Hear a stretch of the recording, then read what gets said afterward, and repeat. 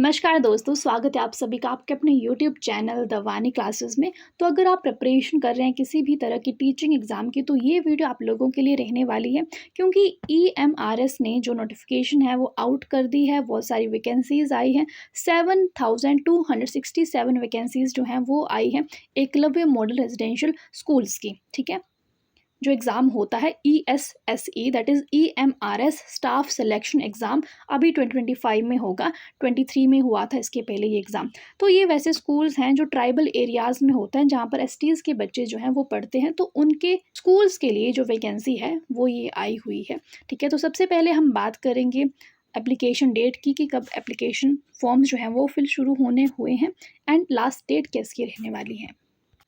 Okay, तो जो application form है शुरू हो गए हैं कब से, 19 सितंबर से, यानी कि पिछले कल ही नोटिफिकेशन जो है वो आउट हुई है। लास्ट डेट क्या रहेगी इसकी, 23 अक्टूबर जो है वो इसकी लास्ट डेट रहेगी फॉर्म फिल करने की। ठीक है, फ़ी कितनी रहेगी, जो कैंडिडेट्स हैं SC STs एंड PWD के, उनके लिए एप्लीकेशन फ़ी नहीं रहेगी, बट जो प्रोसेसिंग फ़ी है वो मैंडेटरी है। नीचे देखेंगे हम। ओके, यहाँ पर है। ओके, फ़ी की पूरी समरी दी है। सबसे पहले है प्रिंसिपल के लिए, जो प्रिंसिपल की पोस्ट है यहाँ पर SC STs and PWD candidates. Application fee zero.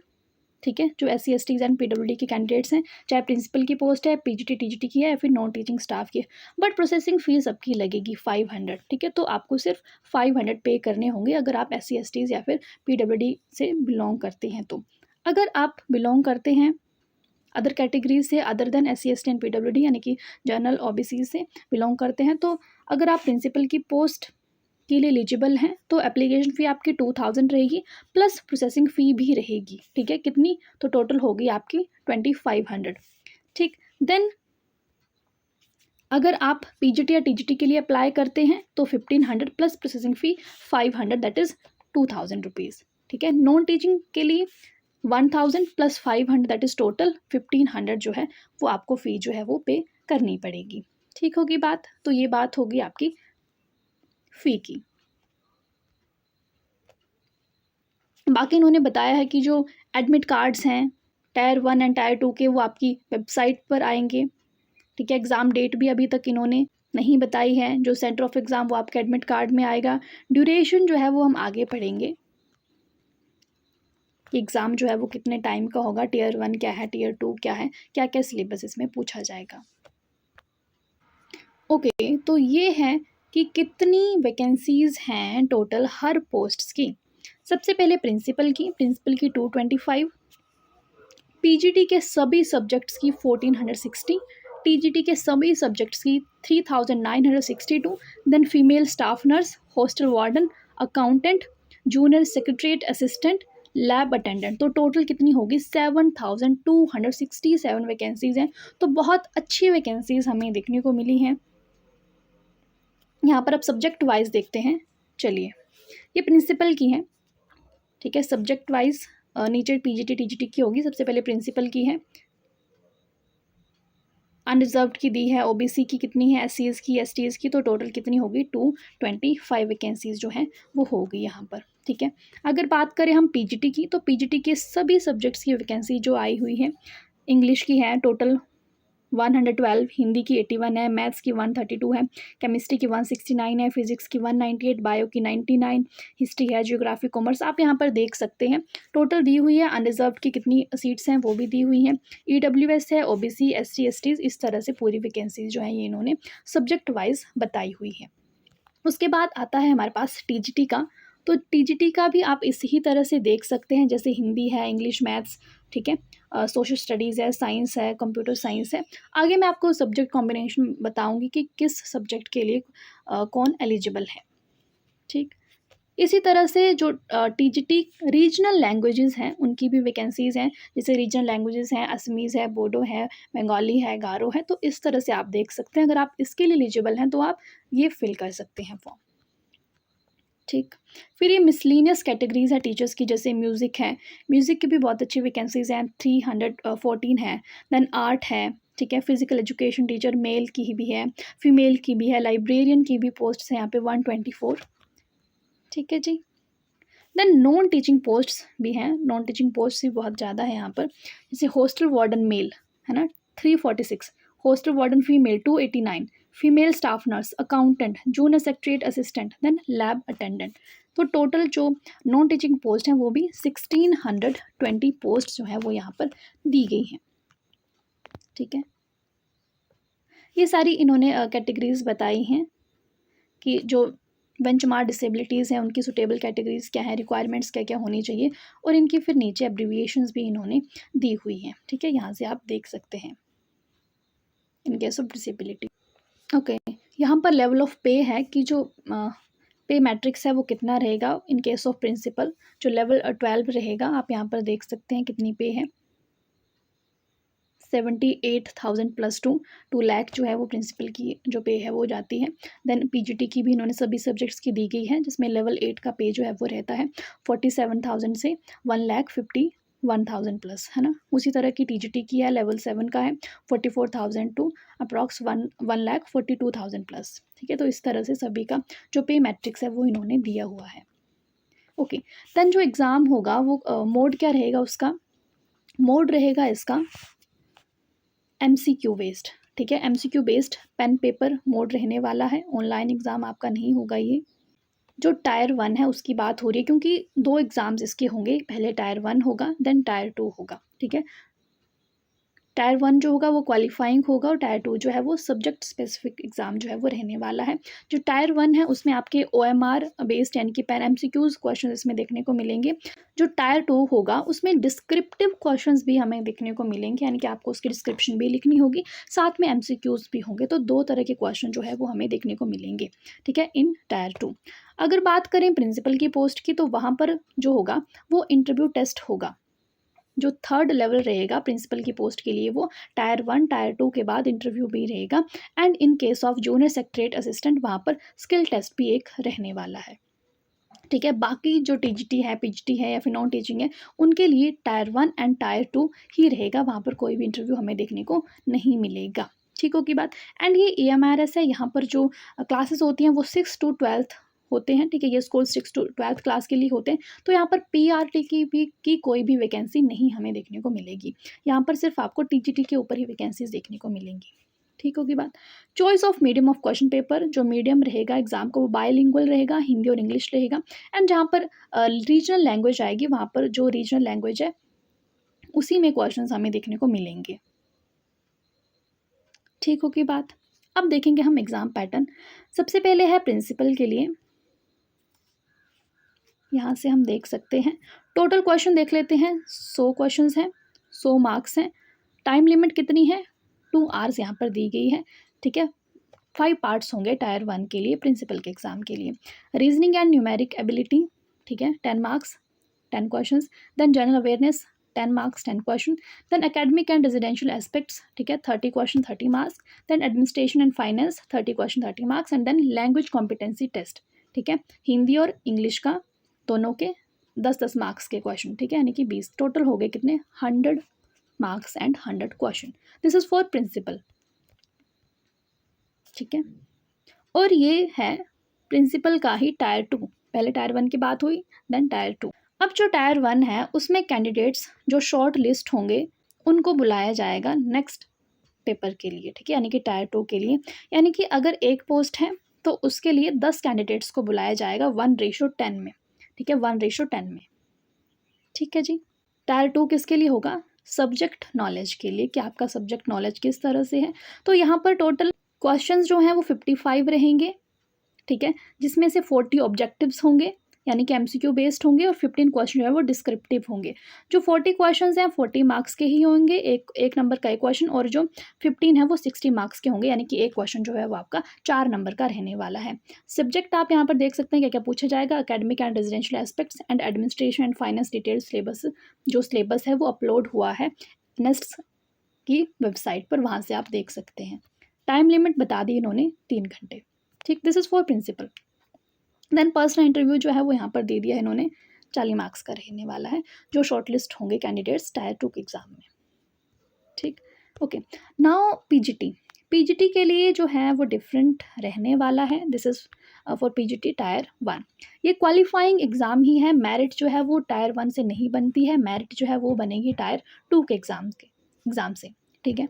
जो इसमें पार्ट 1 है वो रहने वाला है जनरल अवेयरनेस का, 10 क्वेश्चन 10 नंबर के, रीजनल एबिलिटी 15 क्वेश्चन 15 मार्क्स के, then knowledge of ICT 15 each, ठीक है। Then teaching aptitude 30 questions 30 marks के, then domain knowledge that is part 5, experiential activity based pedagogy and case study based questions, ठीक है, 20 questions रहने वाले हैं।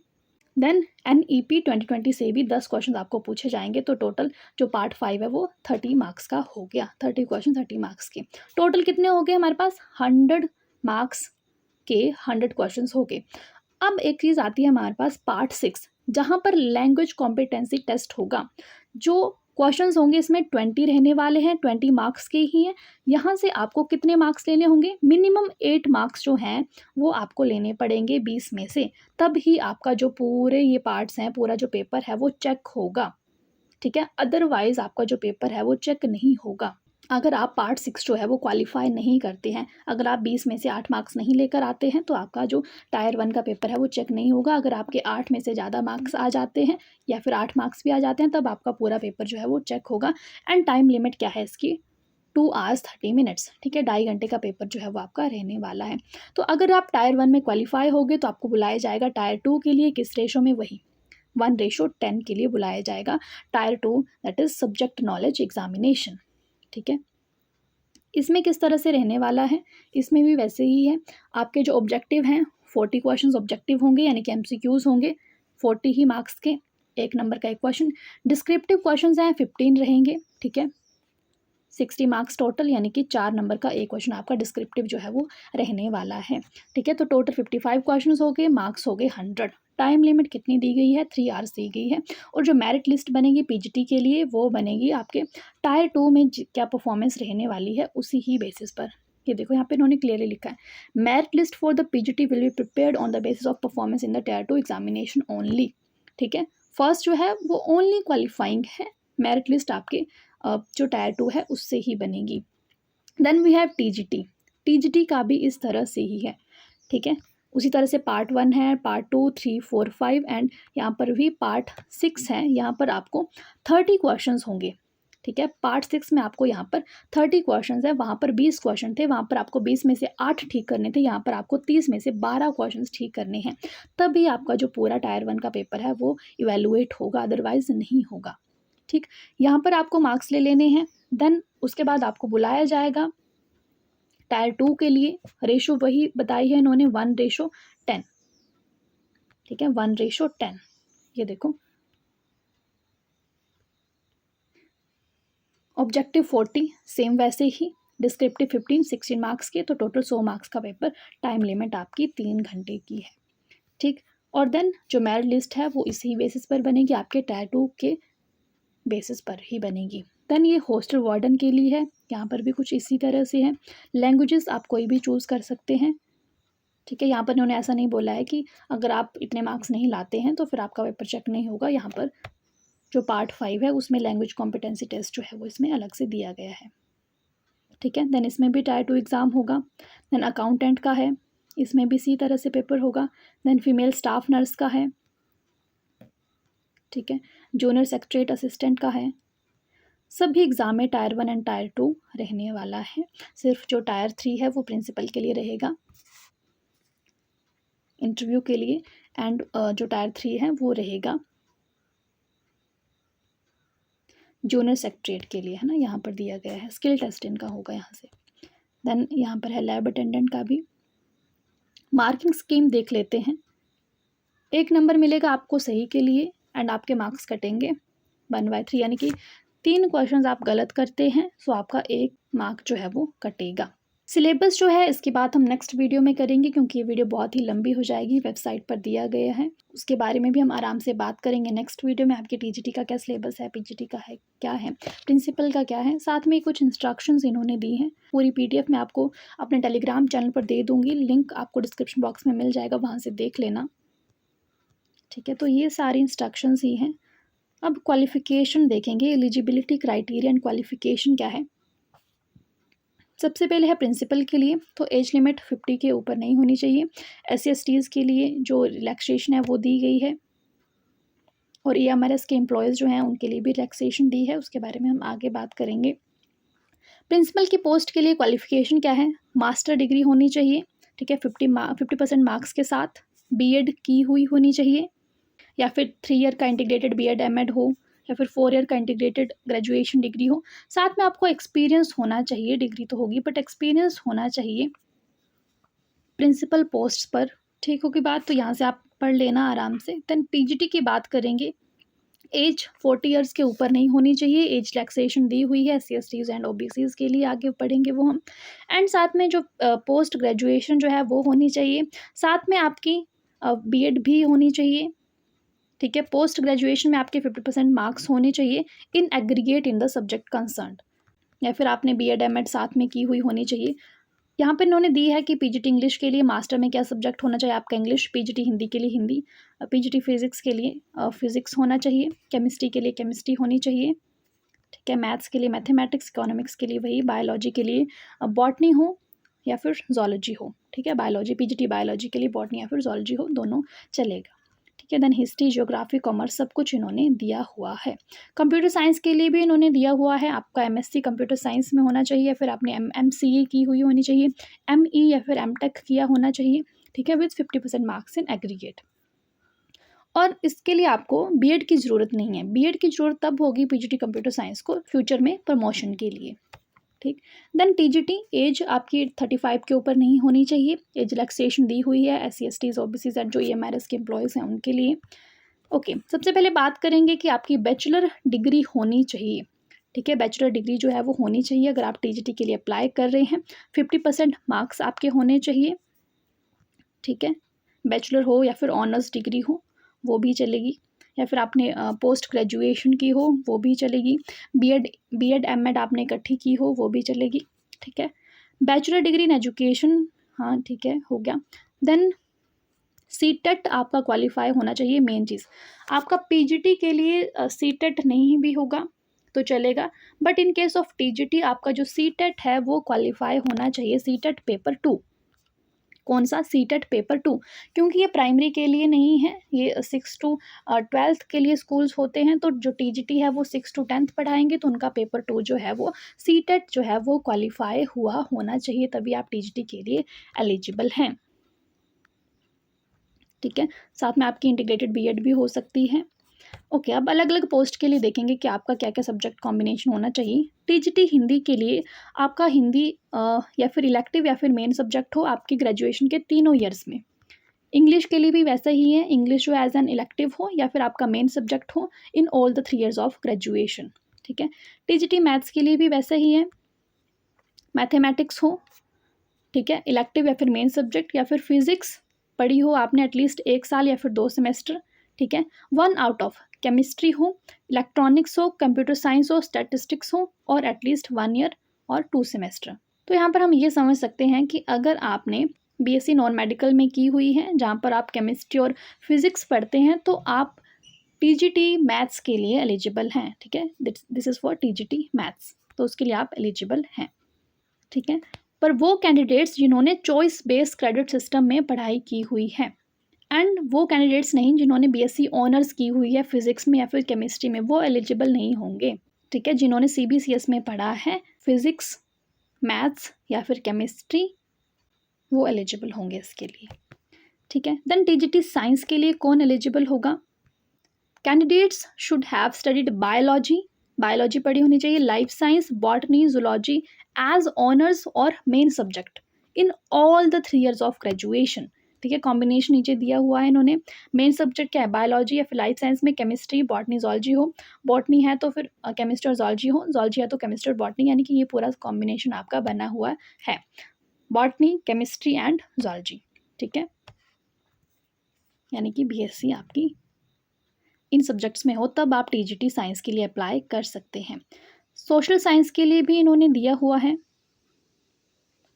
Studied any 2 subjects out of history, geography, economics, political science, इनमें से कोई भी 2 सब्जेक्ट्स पढ़े हुए होने चाहिए अपने 3 साल की डिग्री में, जिनमें से एक हिस्ट्री और ज्योग्राफी तो होना ही चाहिए, ठीक है, मेन सब्जेक्ट या फिर सेकंड सब्जेक्ट्स एटलीस्ट 1 ईयर और 2 सेमेस्टर्स। ओके, जो जिन्होंने CBCS में पढ़ा है वो अप्लाई कर सकते हैं। देन TGT रीजनल लैंग्वेज भी इन्होंने दिया हुआ है। ओके, देन आ गया TGT computer science. Computer science के लिए BCA हो, 50% मार्क्स हो, ग्रेजुएशन इन कंप्यूटर साइंस हो, IT, BE, BTech, ठीक है, और प्रमोशन के लिए B.Ed चाहिए, अभी B.Ed उनको नहीं चाहिए। आर्ट्स का भी इसी तरह से दिया हुआ है, आप वीडियो पॉज करके देख लेना। देन म्यूज़िक टीचर का भी इन्होंने यहाँ पर दिया हुआ है, फिजिकल एजुकेशन टीचर, लाइब्रेरियन है, लाइब्रेरी साइंस में बैचलर डिग्री हो, female staff nurse, BSc honours in nursing, ठीक है, या फिर BSc nursing, hostel warden, accountant, lab attendant, diploma in laboratory technique, ठीक होगी बात। तो इस तरह से ये पूरी एलिजिबिलिटी है रहने वाली है। एज रिलैक्सेशन उन्होंने यहाँ पे दी हुई है। SCs STs के लिए 5 ईयर्स की रिलैक्सेशन है, OBC नॉन क्रीमी लेयर के लिए 3 ईयर्स की। ये सारी रिलैक्सेशन है, पढ़ लेना। डिसेबिलिटीज़ के लिए भी रिलैक्सेशन दी हुई है यहाँ पर। जो एम्प्लॉयज़ हैं उनके लिए भी रिलैक्सेशन दी हुई है, जो ये EMRS के एम्प्लॉयज़ हैं अभी उनके लिए, ठीक है। तो इस तरह से पूरी डिटेल्स हैं वो रहने वाली हैं। आगे एग्ज़ाम फॉर्म कैसे फिल करना है उसकी भी मैं आपके लिए वीडियो लेकर आऊँगी। सिलेबस अगर आपको चाहिए तो उसकी भी वीडियो लेकर आऊँगी। वीडियो इन्फॉर्मेटिव लगी हो तो लाइक करना। कोई भी क्वेश्चन है EMRS से रिलेटेड तो आप मुझे कमेंट सेक्शन में पूछ सकते हैं, मैं आपका रिप्लाई ज़रूर करूँगी, ठीक है। तो वीडियो इन्फॉर्मेटिव लगी हो तो प्लीज़ लाइक करना, चैनल को सब्सक्राइब नहीं किया तो do subscribe. Thank you so much for watching, bye bye, take care.